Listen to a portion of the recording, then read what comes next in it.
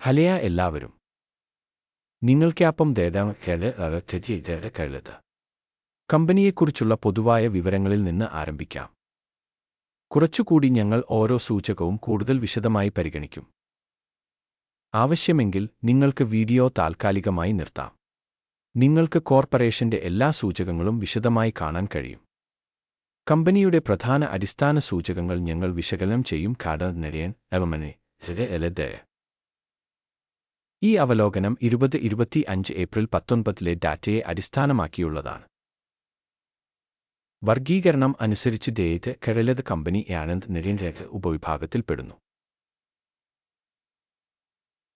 മൂപ്പദായത് വിശകലനത്തിൽ 60 കമ്പനികൾ ഉൾപ്പെടുന്നു. ഇത് വളരെ പ്രതിനിധിയാണ്.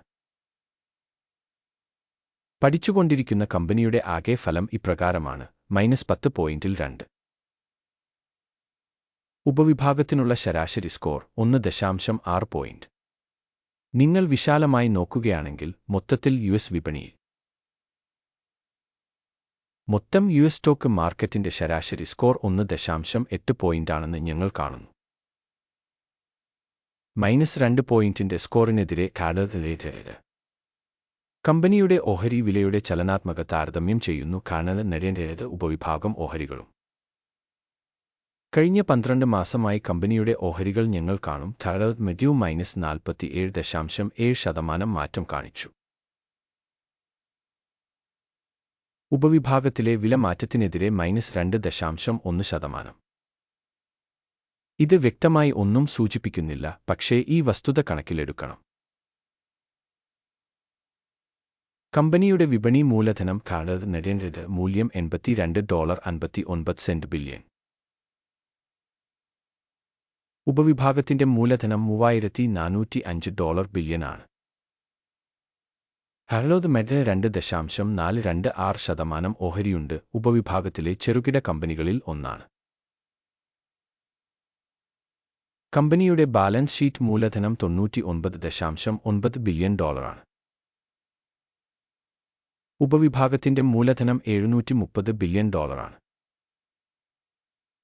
മെഡ് 13.676% വിഹിതമാണ്.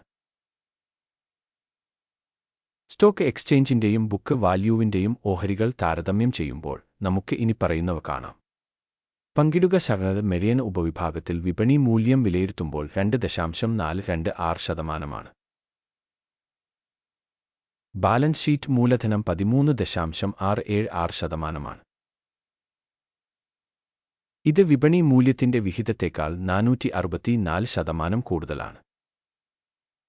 ഉപവിഭാഗത്തിലെ കമ്പനിയുടെ വിപണി വിഹിതത്തിന്റെയും പുസ്തക മൂല്യത്തിന്റെയും വിലയിരുത്തൽ നല്ലത് 1 പോയിന്റ്.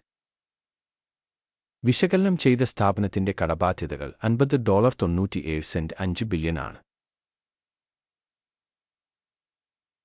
പുസ്തക മൂല്യത്തിലേക്കുള്ള കടം കമ്പനിയുടെ ഇക്വിറ്റിയുടെ 51% പ്രതിനിധീകരിക്കുന്നു. കമ്പനിയുടെ സാമ്പത്തിക ബാധ്യതകളുടെ ഫലം സഹിക്കാവുന്ന 0 പോയിന്റ്. ഒരു കമ്പനിയുടെ ഓഹരി വിലയും അതിന്റെ ലാഭവും തമ്മിലുള്ള അനുപാതം 0 ആണ്. ഉപവിഭാഗ ശരാശരി 35.9 ആണ്. ഇത് ഉപവിഭാഗ ശരാശരിയേക്കാൾ വളരെ മോശമാണ്. ഉപവിഭാഗത്തിലെ ഓർഗനൈസേഷനുകളുമായി താരതമ്യപ്പെടുത്തുമ്പോൾ കമ്പനിയുടെ വിപണി വില അതിന്റെ ലാഭത്തിലേക്കുള്ള വിലയിരുത്തൽ വളരെ മോശം, -2 പോയിന്റ്. കഴിഞ്ഞ 12 മാസത്തെ ലാഭം $18,765 മില്യൺ ആണ്.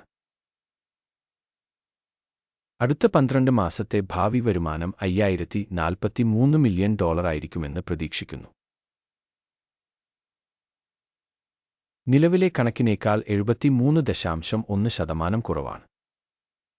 ഉപവിഭാഗവുമായി താരതമ്യപ്പെടുത്തുമ്പോൾ പ്രവചിക്കപ്പെട്ട ഭാവി ലാഭ സൂചകത്തിന്റെ വിലയിരുത്തൽ സഹിക്കാവുന്ന 0 പോയിന്റുകൾ.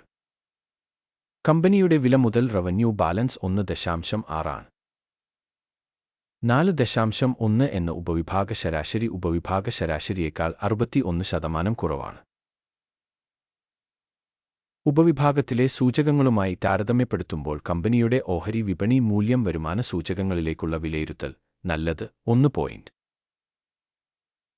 കഴിഞ്ഞ 12 മാസത്തെ വരുമാനം $53,130 മില്യൺ ആണ്.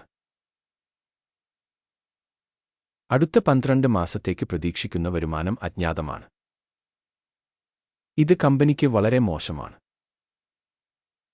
ഉപവിഭാഗത്തിലെ സൂചകങ്ങളുമായി താരതമ്യപ്പെടുത്തുമ്പോൾ പ്രതീക്ഷിക്കുന്ന ഭാവി വിൽപ്പന സൂചകങ്ങളുടെ വിലയിരുത്തൽ മോശം -1 പോയിന്റ്. വിൽപ്പന മാർജിൻ -35.3%. ഉപവിഭാഗത്തിൽ ശരാശരി 11.5%. ഉപവിഭാഗ ശരാശരിയും കമ്പനിയുടെ പ്രകടനവും തമ്മിലുള്ള വ്യത്യാസം 46.9%.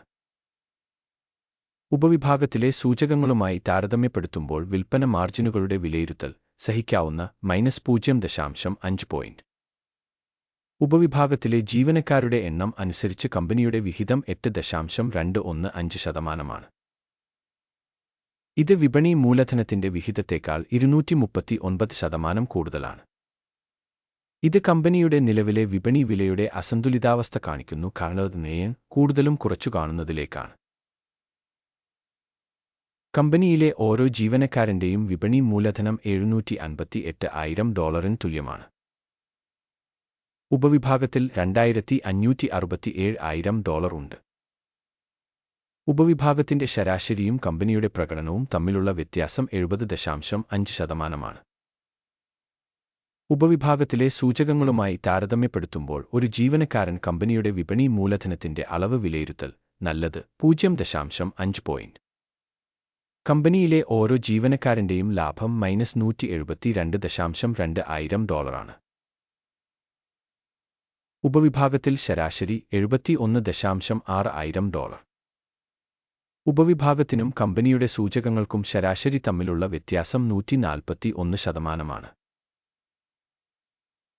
ഉപവിഭാഗത്തിലെ സൂചകങ്ങളുമായി താരതമ്യപ്പെടുത്തുമ്പോൾ ഒരു കമ്പനി ജീവനക്കാരന്റെ ലാഭം കണക്കാക്കുന്നത് സഹിക്കാവുന്നത് -0.5 പോയിന്റ്. ഒരു ജീവനക്കാരന്റെ കമ്പനിയുടെ വരുമാനം $488,000 ആണ്. ഉപവിഭാഗത്തിൽ $620,000. ഉപവിഭാഗ ശരാശരിയും കമ്പനിയുടെ പ്രകടനവും തമ്മിലുള്ള വ്യത്യാസം 27%. ഉപവിഭാഗത്തിലെ സൂചകങ്ങളുമായി താരതമ്യപ്പെടുത്തുമ്പോൾ ഒരു വ്യക്തിഗത കമ്പനി ജീവനക്കാരന്റെ വിൽപ്പന അളവ് കണക്കാക്കൽ സഹിക്കാവുന്നത് -0.5 പോയിന്റ്. ഹ്രസ്വ ഇടപാടുകളുടെ അളവ് 2.7% തുല്യമാണ്. ഉപവിഭാഗത്തിന് ശരാശരി 1.9%. ഇത് സാധ്യമായ ഷോർട്ട് സ്ക്യൂസിന്റെ സൂചകമാണ്. സൂചകം Y14 കമ്പനിക്ക് 39% ലെവൽ കാണിക്കുന്നു, കാരണം ഉപവിഭാഗത്തിന് ഇതേ ലെവൽ 14 ഏകദേശം 42%.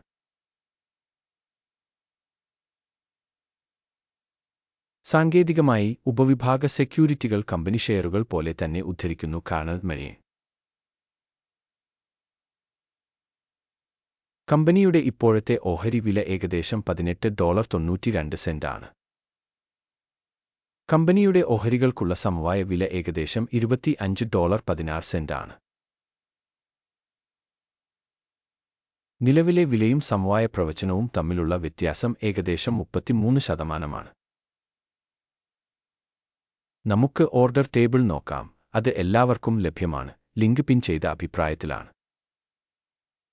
സ്റ്റോക്ക് മൂല്യനിർണ്ണയ റഫറൻസ് സിസ്റ്റം ഈ സീസണിൽ എടുത്ത എല്ലാ തീരുമാനങ്ങളും ഓർഡർ ടേബിളിൽ അടങ്ങിയിരിക്കുന്നു. Order ടേബിളിലേക്കുള്ള access സൗജന്യവുമാണ്. പിൻ ചെയ്ത കമന്റിലെ ലിങ്ക്. സെക്യൂരിറ്റി മൂല്യനിർണ്ണയത്തിന്റെ ഫലമായി സഹായ സംവിധാനം ഒരു തീരുമാനം എടുക്കുന്നു. ഒരു ഡീൽ തുറക്കരുത്, കാരണം വീഡിയോ ഒരു അവലോകനമാണ്. അവസാനം വരെ വീക്ഷിച്ചതിനും വിവരങ്ങളും റഫറൻസ് സംവിധാനവും ഉപയോഗിച്ചതിന് നന്ദി.